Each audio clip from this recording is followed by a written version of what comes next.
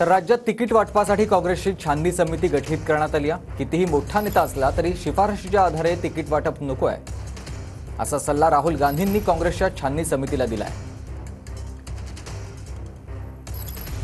तर कितीही मोठा नेता असला तरी केवळ त्याच्या शिफारशीच्या आधारे तिकीट द्यायचं नाही। राहुल गांधी यांनी काँग्रेसच्या छाननी समितीला हा सल्ला दिलेला आहे।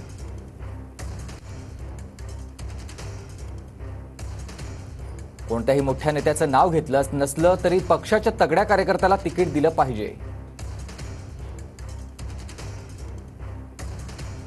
कितीही मोठा नेता असेल तरी केवळ त्याच्या शिफारशीच्या आधारे तिकीट द्यायचं नाही, असं राहुल गांधींनी सल्ला देताना म्हटलेलं आहे। बाहेरून येणारा नेता केवळ तो जिंकू शकतो, त्याच्याकडे संपत्ती आहे या आधारावर तिकीट द्यायचं नाही। पक्षाच्या नेत्याकडे विजयाची शक्यता असेल तरच त्याला प्राधान्य दिलं पाहिजे, असं देखील राहुल गांधी यांनी म्हटलेलं आहे। भ्रष्टाचार, गंभीर गुन्हे दाखल असतील तर त्याला तिकीट मिळू नये, असं देखील त्यांनी स्पष्ट केलं आहे।